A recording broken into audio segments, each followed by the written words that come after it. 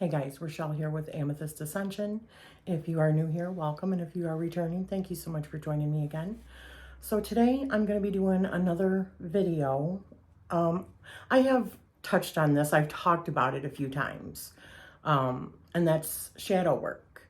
But I was asked by a subscriber probably a couple of months ago, maybe at this point. I think so. In order to do a video on how I do shadow work. And maybe it wasn't 2 months ago. I don't know. You know, my memory is crappy. So anyways, I wanted to do a video on shadow work and how I do shadow work and what I think shadow work is. You know, from my perspective. Okay. So I just jotted down some notes. So, to start off, if you don't know what shadow work is, what I believe shadow work is the practice and desire to truly know thyself. So, that's the good, that's the bad, that's the stuff that you still are discovering about yourself. That's what I think shadow work is. I think there's so much of a bad stigma on, just from my own personal experience. Everything I do on my channel is just from my own experience. So, but I believe that there's a bad stigma that it's always so painful. And for me, that has not been the case. For me, it's been like liberating. And I'm sure there's still more, obviously, that I have to do. And I'm not like the, expert. I don't think any of us are really experts in a field like this because we're all so beautifully unique and complex. But I can tell you, for me, the ways, because that's what the request was for, was how do I do shadow work? So the ways that I have discovered shadow work throughout the years, because I started doing shadow work before I even knew what shadow work was, the term shadow work. But the way, I'm sorry, I'm a little bit nervous because this is like a really impactful topic, okay? So for me, the ways that I have used shadow work is just by all these different systems, whether it is, and I pulled out some books here just to show you. And I am going to turn the camera around as well and show you, because this is like the tarot community, decks that you can use or other things that you can use, at least I have, in parts of my practice for shadow work.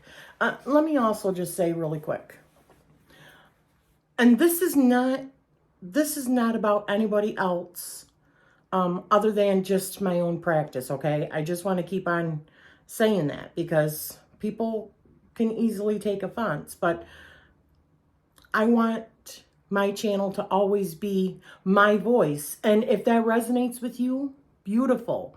If it doesn't, then maybe ask yourself why it doesn't. And that could be part of your shadow work. But anyways, so for me, do you have to do it a certain time of year? No. I mean, some people dig in, and maybe that depends on how deep we're talking in shadow work and the kind of wounds that somebody is dealing with. But see, for me, I feel like that comes before the shadow work. I feel like that's like our tower moments that lead to uncovering shadow work. Because I see kind of shadow work like the star card. Whereas I see the tower as like that moment that you are maybe really confronted or triggered by something. But I don't feel like that is the actual practice of trying to uncover your shadow. I believe that that's what happens beforehand. But if you're consciously trying to seek your shadow, then maybe you can avoid some of those tower moments. Maybe not. But so I don't think that there's, for me personally, any time of year that's more conducive to shadow work, other than maybe in the wintertime if you're less likely to go out and do things because it's cold and nasty, and so you're not out in nature, you're not going here or there, and you know, you're not as active, people are more in a hibernation mode. I can see where they would kick it in more like in the darker days, right? Or like you know, doing like with the dark moon and stuff like that. I get that. I see the symbolism behind it, but I don't necessarily do that. For me, it is an all the time thing. It's something that I am constantly doing, but I will say also, I've always had this kink, and I say kink because it kind of is, of studying people and studying myself and studying, okay, sorry about that. It is Grand Central Station here and my dogs are crazy. So I'm constantly getting interrupted by my doggies. So where was I? I remember, see, that's how bad it is when you're interrupted and somebody comes to your door. So for me, I don't think it has to be a certain time of year. I feel like, like I was saying, I feel like when you are constantly seeking out knowledge about thyself in different ways, and I'm going to talk about the different ways that I do that here pretty quickly instead of all this rambling.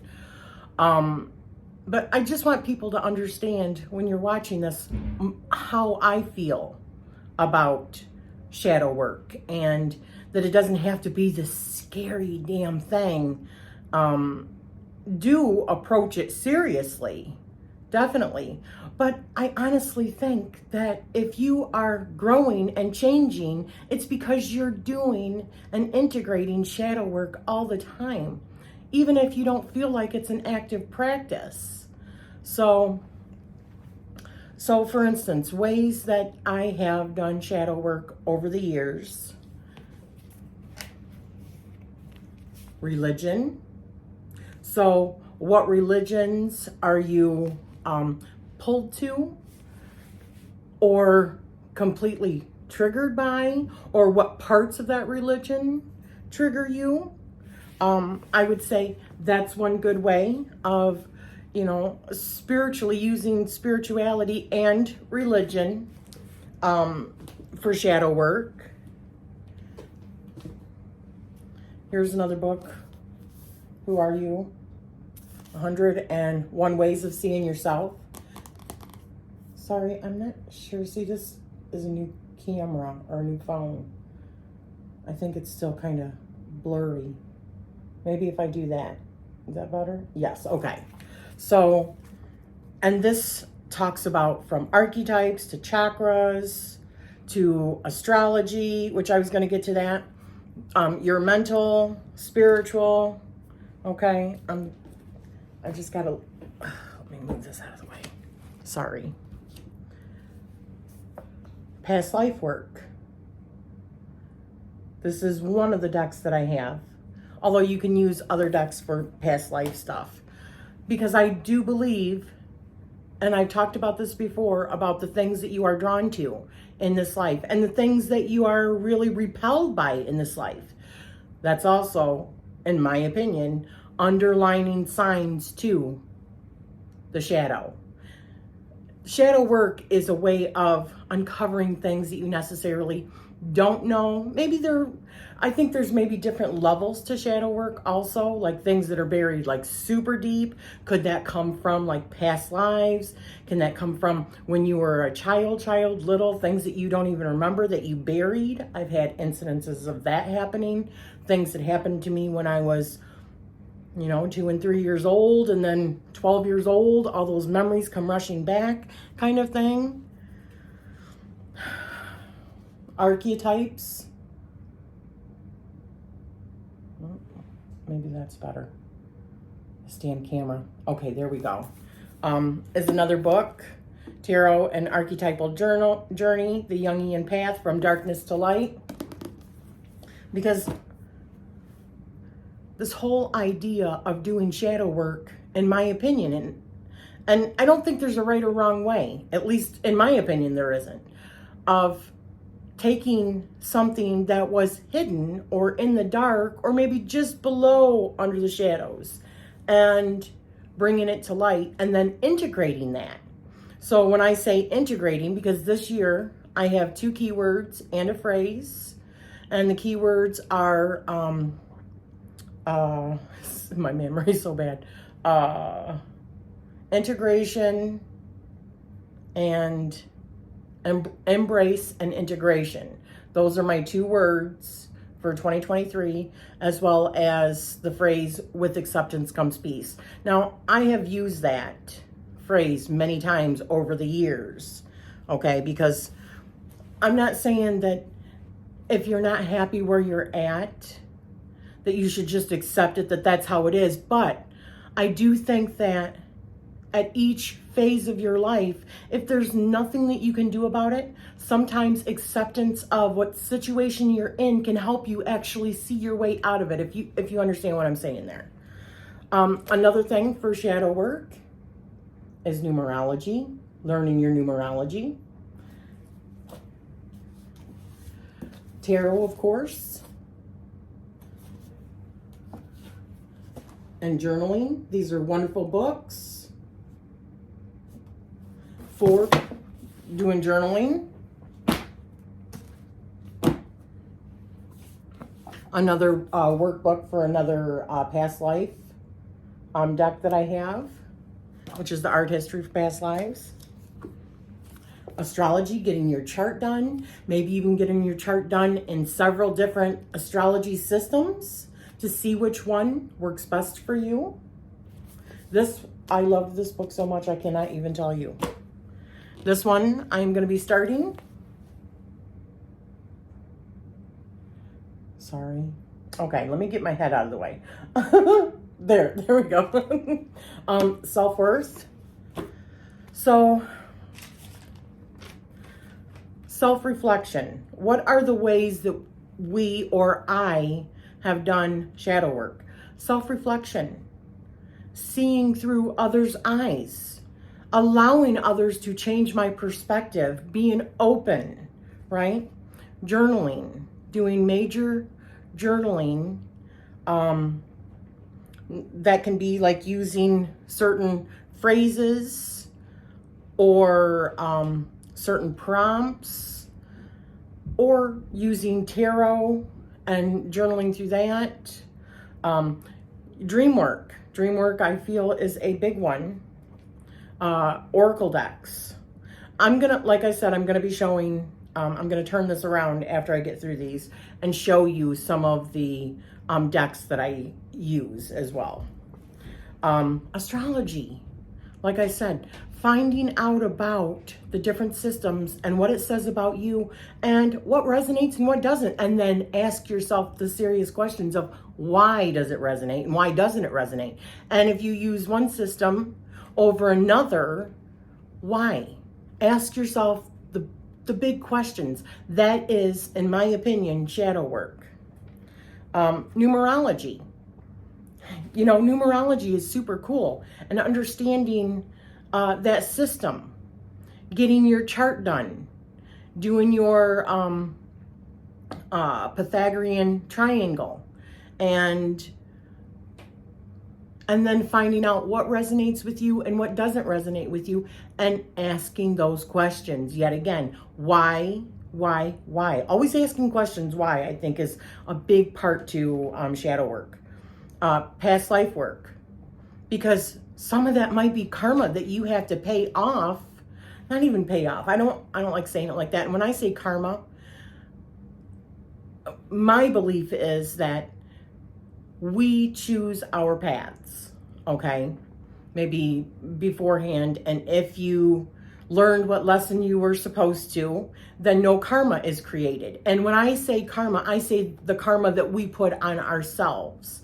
I don't think when we leave a life that and I know this is kind of way off topic, but it's not, because shadow work is also based on my belief system, just like shadow work might be based off of your underlying spirituality as well, and how you see things. So for me, I do believe in reincarnation, but I believe that it's not like the cosmic, or that God is saying, okay, you didn't learn your lesson, shame on you, and slapping those hands. I feel like it is us, your spiritual higher self that says, okay, well, you know, at the end of one life, you go and instead of, like, you know, you hear this expression, your life passes before your eyes right before you die or whatever. I think it's because after you have passed, we go in front of a council who helps us decide what lessons we think we learned,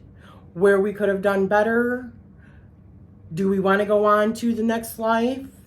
Do we want to throw in little things here and there that might help us facilitate that learning that we maybe didn't get? Or if we did learn our lesson in this area, maybe, you know, it's time to work on something different. So when I say karma, I believe it's things that we put on ourselves, like goals, pre-life goals. That's how I see karma, kind of. Chakra work.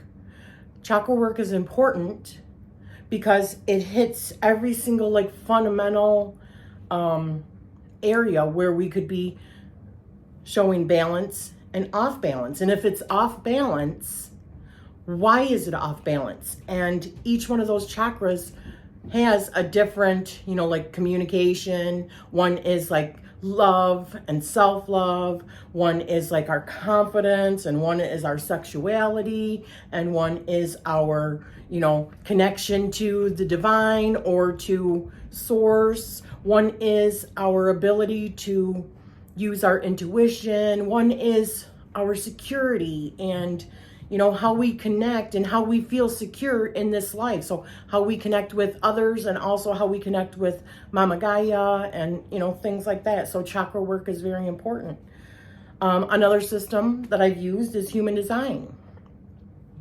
Going through that, doing your chart. And I had a book, but I don't, for the life of me, I looked over my bookcase several times, and I'm just like, if I can't find it. So I don't know if it's somewhere else or what, but human design, learning about that. Learn about all these different systems, how you fit within these systems, how you feel, what you resonate with. I think these are all big ways of revealing your true nature, your true self, by what you feel drawn to and what you don't. Knowing thyself truly is, in my opinion, how we discover the shadow. Also, like I said, what are you drawn to in life? What repulses you and why? What are your political views and why? How do you communicate with others? I think that is a huge thing. Because one of the things also that I had mentioned to Saturnarium in a comment was, you know, sometimes I do think that no matter what we say, we can do the best that we can do and try to be kind and use the right words, you know, to the best of our knowledge and our own experience on how to communicate with another person. But unless you are talking to them sometimes with your voice and they can hear your expression, and I don't even always say facial features and stuff like that, because everybody's baseline might be different. So, sorry, I had a little cough attack. So I have watched like truth people that like see whether or not people are lying and stuff like that, especially like during the Johnny Depp and Amber Heard trial. And many of them were saying that you can't just look at somebody's behavior and how they like raise their eyebrows like me and all the wrinkles, right? Because you have to establish first a baseline. So is it normal for somebody to say like certain expressions where it's not normal for somebody else. So, and this is kind of getting off topic, obviously. So I don't think it's always facial features, right? Because you can also pick those up from family members and like little like quirks and like how you say certain things, like that can be like environmental, but it doesn't necessarily reveal your true self, I don't think. But even when it's grief and nervousness, that can come off different in different people. So you can do your best to try to communicate the best that you can with somebody else, but you also have to keep in mind that they might be receiving that message that you're giving in also from their own bias. So if they're having a bad day, or, you know, they might not take it the way that you meant it. Is that your responsibility? Excuse me. I don't think so. That's where communication comes in, and I guess over talking, because I guess I over talk things too much sometimes. But another thing about shadow work for me is I have to ask myself, what is it that I feel I have to restrict myself in? I think that's, where do I have to like reel myself back? Why do I feel that way? Is that because somebody told me that having that is bad? Is that because society put that on you, that having that is bad? Because let me tell you, for me, like the collecting, I love to collect. But let me tell you something. There was a time when my husband and I, still doing the same line of work that he's always done in our area, because we live in Michigan, all of the General Motors, and this was around 2000 and early 2000s when they all started closing down, and they started closing down in our area, and it totally affected our economy, not just locally, because a lot of the General Motors factories were here in Lansing, but in Michigan in general. So before the recession hit the rest of the United States, it hit Michigan first. So although we had been doing exactly the same thing that we had always been doing, our livelihood was ripped out from underneath of us, like it was many people that lived in Michigan. So the things that we had, we were able to sell for several months and continue to be able to pay our rent because of the things that we had to be able to sell them. So I don't ever want to have to be in that place again, but there's security. So it kind of goes back to my root chakra a little bit. But see, I discovered that through shadow work. So knowing that I have all these things, if one day something happens again that's out of my control, I can start selling my belongings in order to maybe put food on my table, pay the rent, pay the electric bill. You see what I'm saying? So anyways, let me make sure. So what triggers me and why? There's stuff to be revealed there. Who triggers me and why? There's stuff to be revealed there. But also, who am I attracted to? There's work to be done there too. Not all things that are hidden in the shadow are bad. Where my thoughts naturally go. So when somebody's doing well, are you like, if somebody just won the lottery, right? Are you like, oh, are you mad that it wasn't you? Or are you happy for them? Pay attention to where your thoughts go. There's shadow in that. So anyways, I'm going to turn this video around, or turn this camera around, and just show you some of the decks. Oh, but also I wanted to tell you another thing that I plan on doing for 2023 that also is kind of going to help with shadow work, I believe, is doing the HeloQuest from the Arthurian Tarot, and doing ancestral work, ancestral wounds and stuff like that, and things that have been taught to us through our environment and through our families and stuff like that. Just because it was taught to us doesn't mean that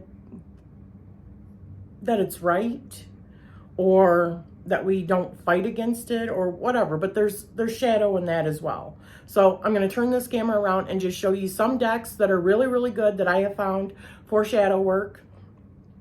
as well as maybe some spreads. Okay. I am going to try to get through this part really, really quick because I kind of rambled longer than I wanted to, but I don't want to leave most of it out. So some of the decks that have been so wonderful for me for shadow work is the Lantern Oracle.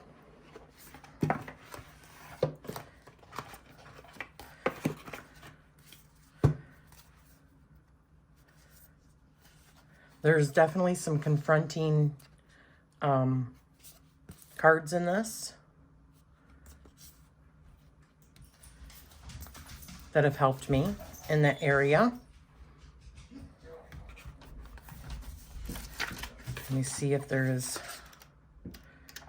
a lot of times with really good decks, and you'll find that a lot of these that I'm going to be showing are Oracle, have good spreads for shadow work as well. Luminosity spread. Lantern spread. Yeah, because these are all like bringing light to certain things, which is essentially shadow work, right? So that one is really good. The Sacred Rebels is another one that is fantastic for doing shadow work. The book is really, really good. I have found that a lot of Alana Fairchild work is really good. I have several of her decks. I think she's just a wonderful writer. And she also has like practices to follow up with each card.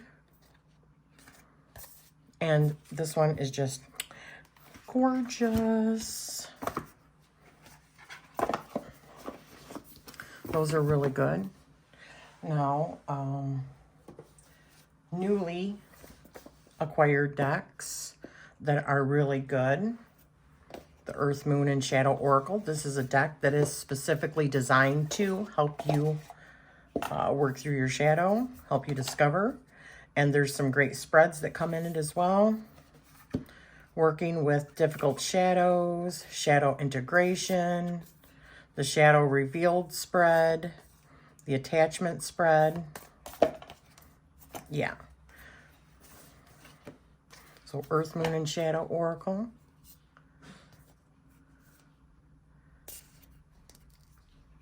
I mean, when something is this beautiful, you kind of want to go towards that, even if it's painful also, for me, because I am a very aesthetic person. So the fact that it is a deeply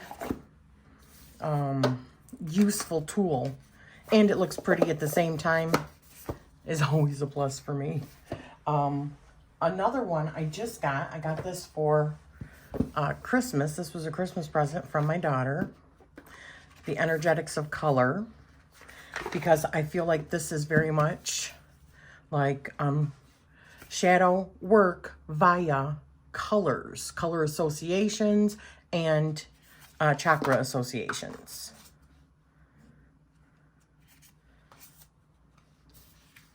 That was something that I forgot to mention also.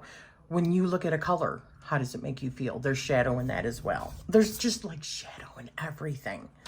The shadow is always revealing itself if you're paying attention. That's the whole thing. And that's part of what I was starting to talk about also when I got interrupted with someone come to the door and the dogs barking like crazy, was that I do believe that,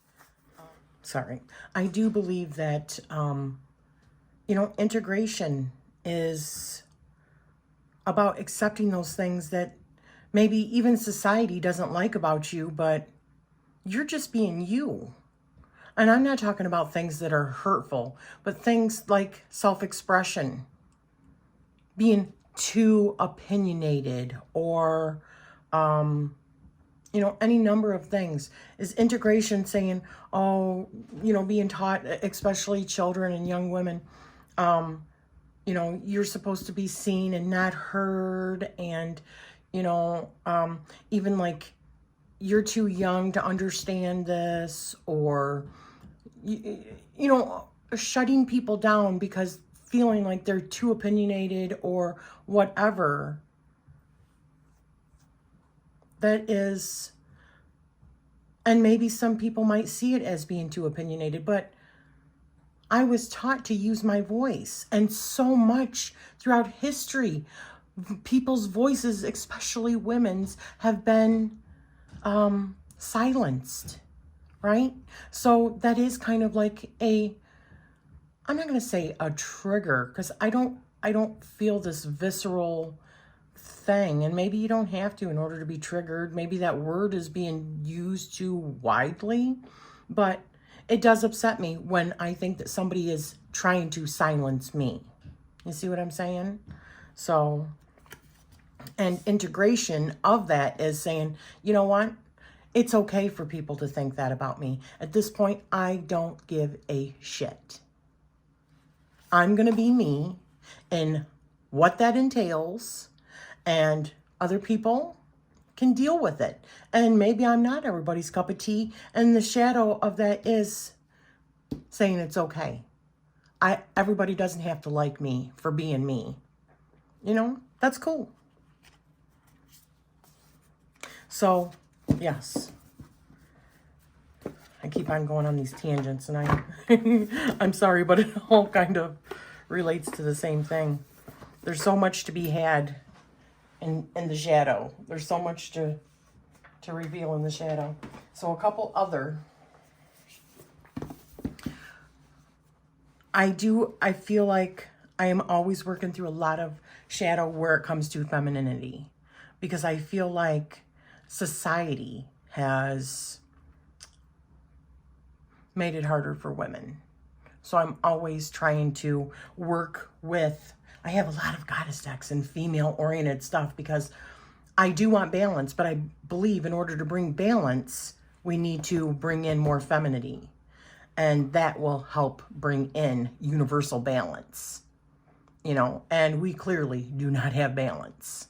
I know that there's people that think that we do, and that's okay. They can think exactly what they want, but I don't. I feel like that there is inequality, and so I like to work with these decks as well. This one for the Divine Feminine. There's others too. Obviously, I have a lot of feminine energy decks, and that's part of working through my shadow and integration and embracing those parts of me that maybe society doesn't want to see, but I want to be me. So this is a year of saying, I care, but I no longer am going to take a whole bunch of stock in what other people think that I should be, or who I should be, or how I should present myself. As long as I'm doing the best that I can do, and I'm trying to be the best person that I can be at night, as long as I can look at myself in the mirror, I'm okay with that. And Wisdom of the Shadow, these are phenomenal decks. And I believe there's some spreads in this one also for the shadow. And are they at the back? I can't remember. Okay, here we go. Ideas for working with this oracle. Card spreads. Core Wisdom, the Mirror. Diving Deeper, Alchemical Spread. And a lot of these are based around shadow work.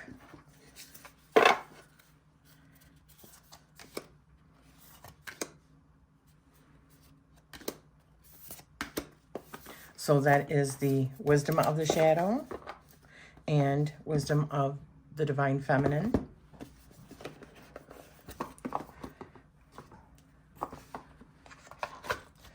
And then, obviously, I have talked about, I'm sorry, I'm trying to go faster, past life work. Doing some past life stuff. Especially, I like this one. This is a good, this makes it really interesting. It goes really, really deep into different time periods and different cultures and stuff like that. However, the tarot for past lives, or what, art history for past lives tarot is so good because the workbook that comes with it is like 21 different tarot spreads specifically for past life work. And it can all be all in the same life. So understanding those fundamental things that perhaps we carry over in this life, you know, quirks, areas where we have more knowledge, areas where we still need a whole lot of work, that can be seen in past life work. And you can also with astrology. This is just one representation of many astrological decks that I have. Astrology, learning about astrology and your own chart, what resonates with you, what doesn't resonate with you, and why can be a huge part of asking the right questions to uncover more bits about yourself. Ancestral work that I've talked about. So ancestral spirit oracle cards. This is another one that's great for like ancestral work that you have to, ancestral, what's the right word? Like pain and trauma, ancestral trauma and karma from previous generations, things that we have taken on because perhaps it's not been finished yet. Reclaim Oracle, another deck that is perfect for discovering and integration of the shadow and healing of wounds. Love it. What else? I'm trying to, as you can see, I have done a lot of Oracle. Okay, now I'm going to show you some of the tarot decks. This one, the She-Wolf Tarot, is wonderful for also, especially feminine energy, kind of shadow work, confronting certain things. It has been helpful to me. The write-ups are really good. But really, just having that feminine energy kind of like right in your face, that has been beneficial.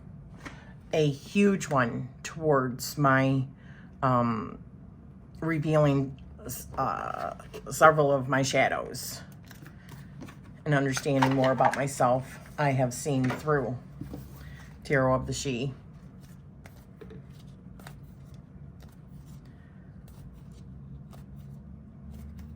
I love it. I love it. I love it. But other ones, just really quickly. Where's the lid? Just really quickly. I'm not even going to open up anymore.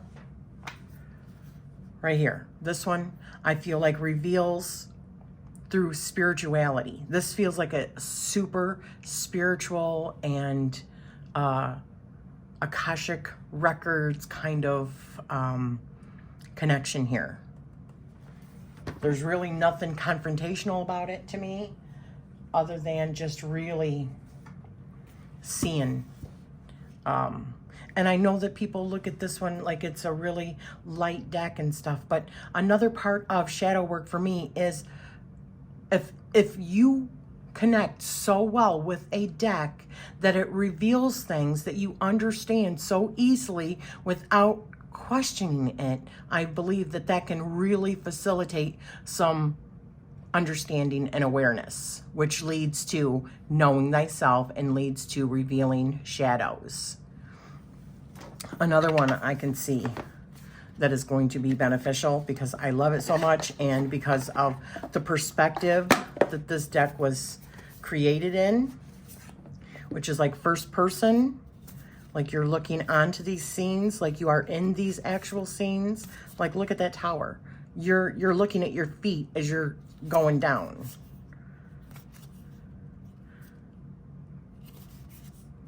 So, Tarot of Oneness. This is going to be a great deck. I can just feel it. for revealing shadow. Bone, Stone, and Earth Flesh. I did a full year ahead with this, and it definitely is something that I want to turn to. So something that I connect with, that I want to turn to, is obviously going to reveal more shadow, because I am seeking, that constant seeking. Everyday witch. You think it's fun and it's light and, you know, it's easy, and like I said, if it brings about awareness because you want to work with it, it can reveal the shadow. So there we go, guys. Pretty much, the actual specialty ones are more the oracle decks. I feel like you can use any tarot deck. As long as you connect with it really good, it can reveal the shadow and everything. And those decks that I talked about, like the Reclaim Oracle, like the Ancestor Spirit, like the Sacred Rebels and the Lantern Oracle, and the Wisdom of the Shadow, Wisdom of the Divine Feminine, and the Earth, Moon, and Shadow Oracle. Look to those guidebooks for the spreads that they have, because they have really good spreads for shadow work.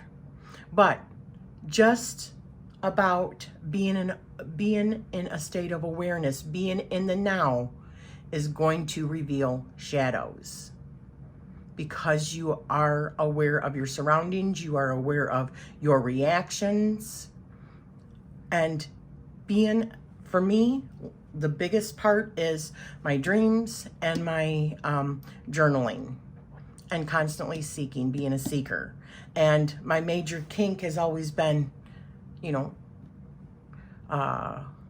watching how people react, seeing why people react a certain way, or questioning why people react certain ways, as well as myself.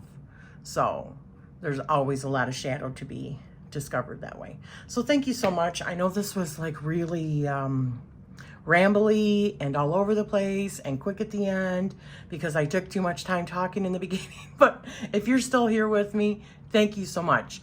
Let me ask you a question. What is the single most important thing that you have done in your shadow work? What, like the number one practice that you do, or the number one thing in your practice that you do that helps facilitate uncovering the shadow? And then what do you do with that shadow once you get it?